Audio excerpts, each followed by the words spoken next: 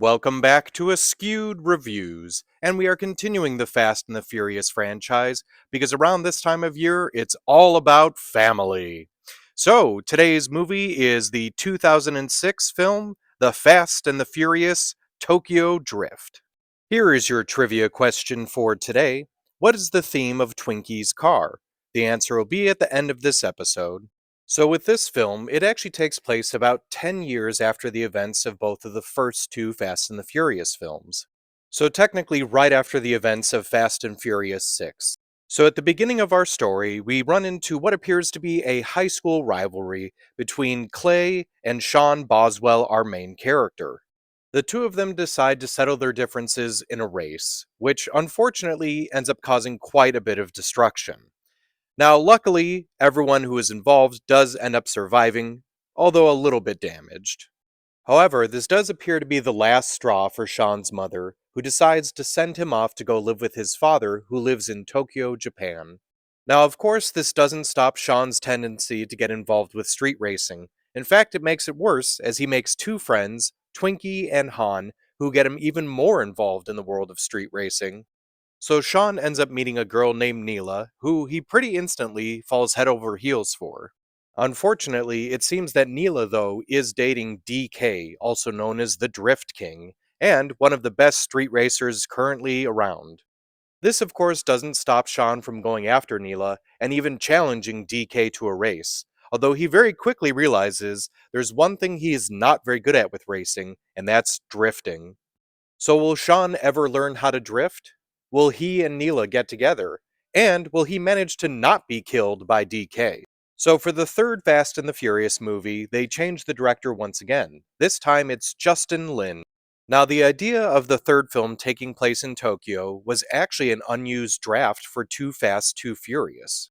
The original pitch for the third film was that it was centered around Dominic Toretto, who would be in Tokyo learning to drift and solving murders. Unfortunately, Universal wanted to change things up and make it a bit younger, and that's why it was high school themed. So this is the reason why both Paul Walker and Vin Diesel were not asked back for the third film. But I do find it kind of funny that they went with Lucas Black as Sean, because he's supposed to be a high schooler, around 17 years of age, but in my opinion, the actor looks like he could be 40.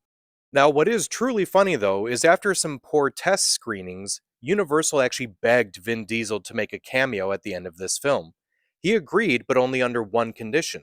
They would relinquish the rights of the Riddick series to him, and Universal agreed. The original title for this film was The Fast and Furious 3, but since they ended up going with The Fast and the Furious Tokyo Drift, it actually has the longest title out of any of the films in the series so far. Most of the film was filmed in Tokyo, but most of the times they were not allowed to do so as they were not given permits to film.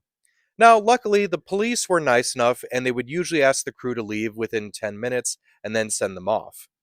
Unbeknownst to director Justin Lin, the studio actually hired someone to be the fall guy. This person would say that they were the director and would sometimes spend the night in jail.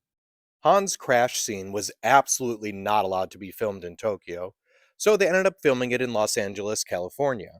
While filming in LA, they actually had 600 Asian extras who were used for the street scenes to make it appear that they were still in Tokyo. There was over 100 cars that were destroyed or wrecked during the filming of this movie. Toyo Tires actually donated 4,000 tires to the movie. Around 2,000 were actually used. Ray's Engineering also donated 170 Volk racing wheels as well.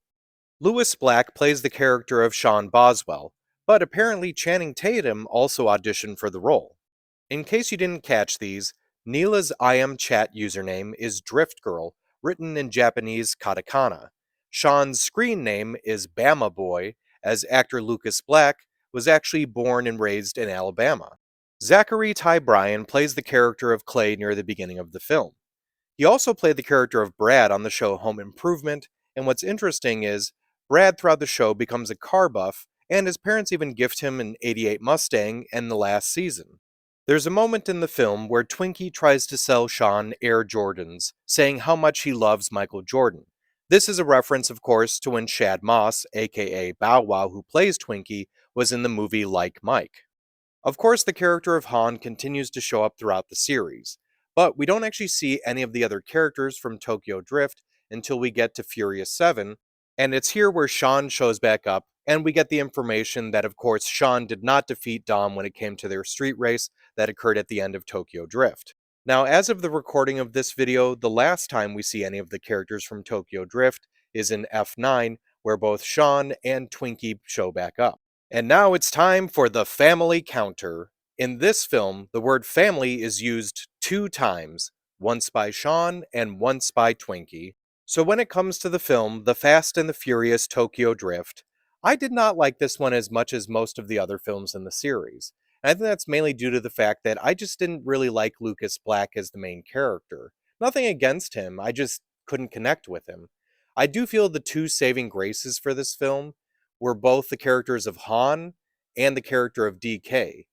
But otherwise, it just was an okay movie, so I'm going to give this one a 2 out of 5. Now, as for the trivia question from the beginning of this episode, what is the theme of Twinkie's car? When Twinkie first unveils his vehicle from the garage, we see that it has a theme of the Incredible Hulk. I hope you enjoyed this episode of Askewed Reviews, and if there's a movie you'd like to see get a review, just mention it in the comments.